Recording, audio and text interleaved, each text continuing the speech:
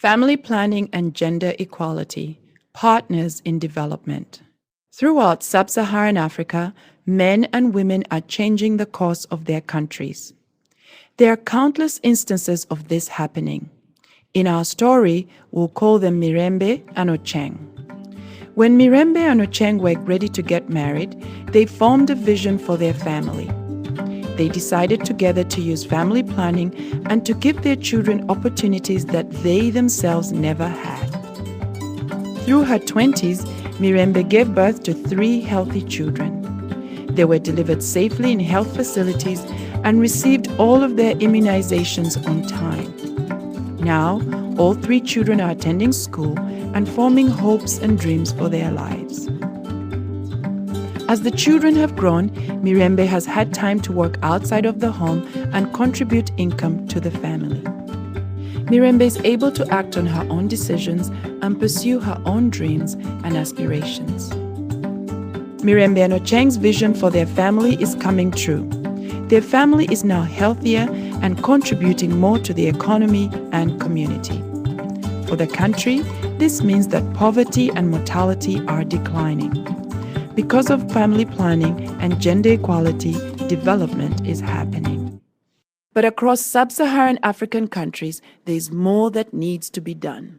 UN member nations have agreed to a set of goals called the Millennium Development Goals to make sure that these types of opportunities are expanding. An important component of achieving all of these goals is family planning. Throughout the countries of sub-Saharan Africa, there has been a substantial increase in family planning use in the last 20 years. Between 1990 and 2010, the proportion of couples using any form of family planning nearly doubled from 12% to 23%. But right now, almost the same proportion, 22% of married couples, have an unmet need for family planning, meaning they want to delay their next birth or not have any more children, but are not using any form of family planning. So while there are many couples using family planning in sub-Saharan Africa right now, there are also many more who want to do so. A special focus on MDG number 3, to promote gender equality and empower women, will help to achieve family planning goals as well as all MDGs.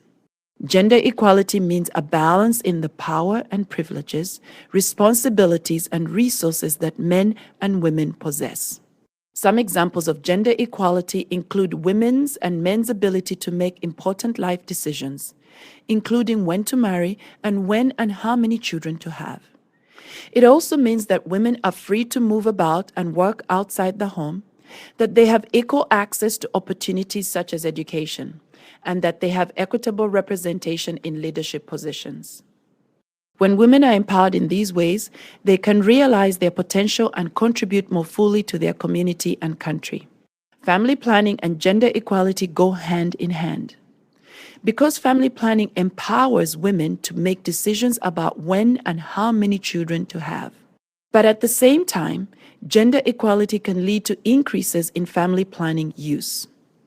With gender equality and family planning, including both modern and traditional methods, women and couples can choose the timing and spacing of each pregnancy. It also ensures that couples can have the number of children they want and can care for. This can reduce the economic burden on poor families, and at the same time, women have more time to work outside the home and meet the needs of their families. Together, these lead to increased family income. And with more income, families can invest in health, food, and education for each child. Families can also invest in their own livelihoods and break the cycle of poverty.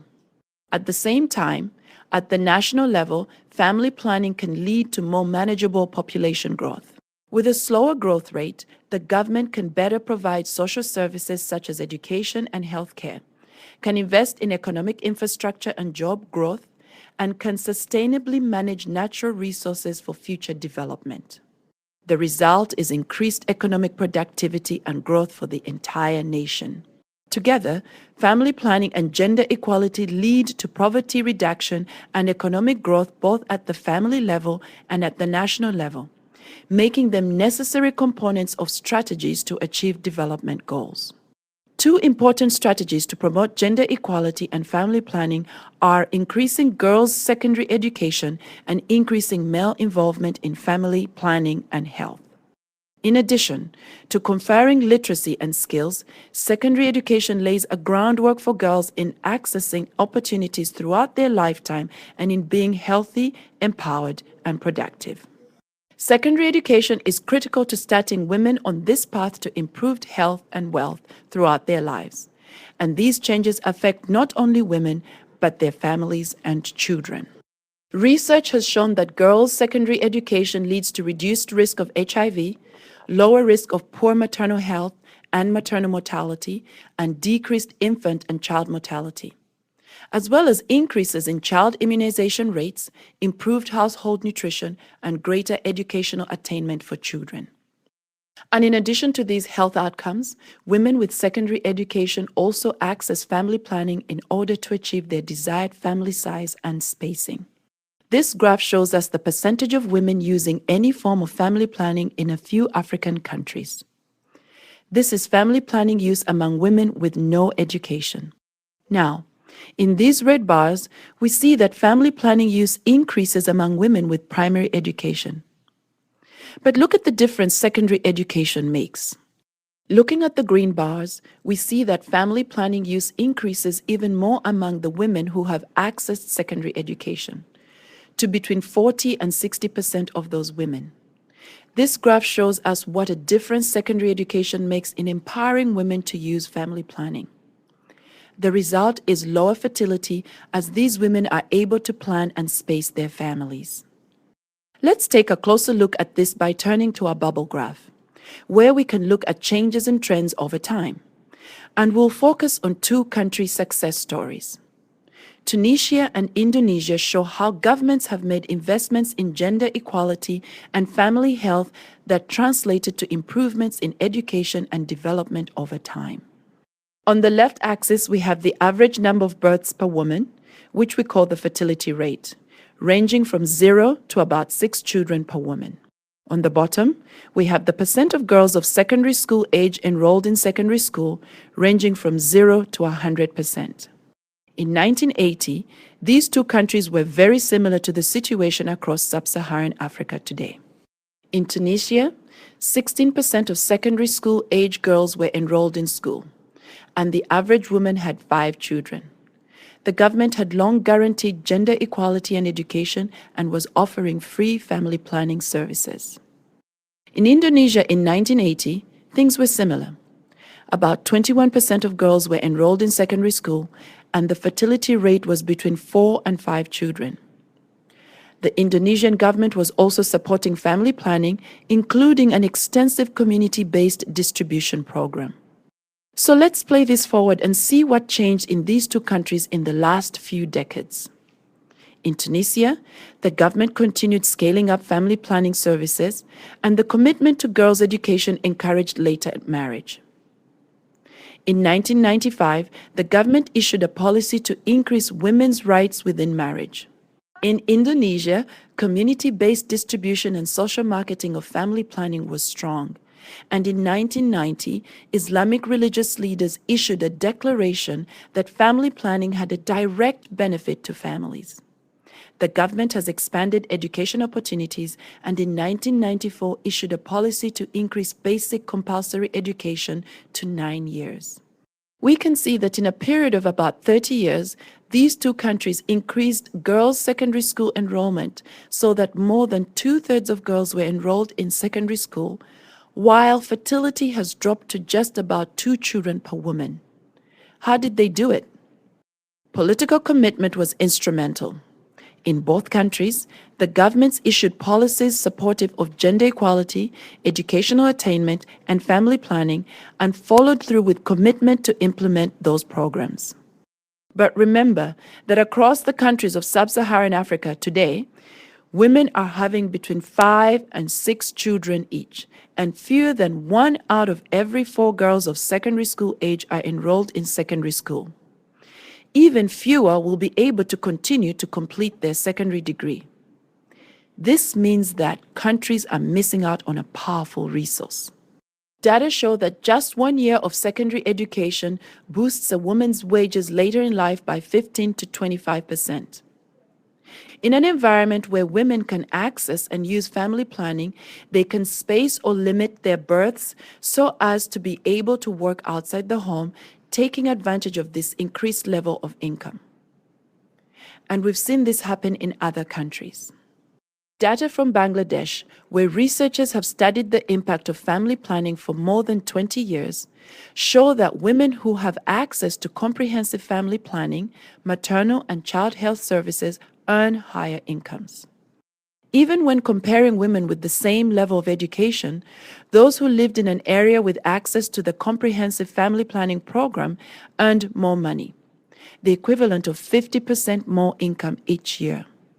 Together, the combination of increased education and access to family planning enables women to pursue their aspirations and makes women powerful contributors to their families and communities. But changes in society, especially surrounding gender norms, cannot happen by working with half of the population alone. Men must be engaged to create an environment for gender equality and better health, particularly where family planning is concerned. Gender equality means men and women sharing equal balance in power and responsibilities. Yet all too often, men hold the power to make family decisions, including choices about family size and contraception, while women alone are given the responsibility for using family planning or childbearing. Engaging men in family planning means sharing the power to make family planning decisions with their wives and partners. It also means encouraging men to share the responsibility for acquiring and using contraception, as well as participating in and supporting maternal and child health care. Research from around the world indicates that when men are engaged in family planning and communicate with their wives and partners about using contraception or planning their next child, family planning use increases. Men who choose to be involved in this way promote better family health as couples make choices together about the healthy timing and spacing of pregnancy. One recent study in more than 250 rural Malawi villages showed that among men who were given information and encouragement from their peers about using family planning, use of modern methods increased from 0 to about 78%. Dialogue about family planning decisions increased among these couples who made these decisions together. Given the right opportunities, changes in gender equality and family planning can happen in a short time, improving women's and family health, enabling women's contributions to the country, and building the development potential for the nation. Right now, you have an opportunity to invest in gender equality and invest in the potential of today's girls and boys. Political will is the key to making these opportunities a reality. Top political leaders should advocate for the inclusion of family planning as a key component of all relevant development programs, such as poverty reduction strategies and programs aimed at achieving the MDGs.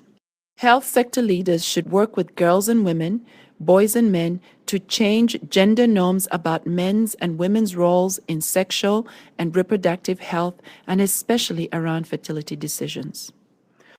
All ministries should work together to expand opportunities for girls to attend and complete secondary school.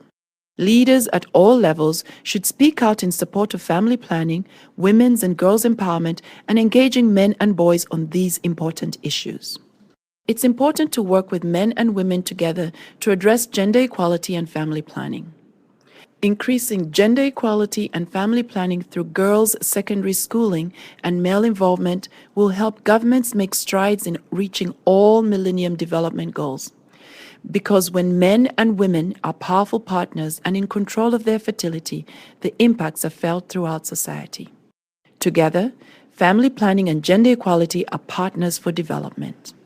If all girls and women were given opportunities for education and empowerment, and if all women and couples could plan and space their families, entire nations would begin to see gender equality benefiting everyone. Countries would realize the full potential and dreams of their women and girls, men and boys, and the promise of better lives for generations to come.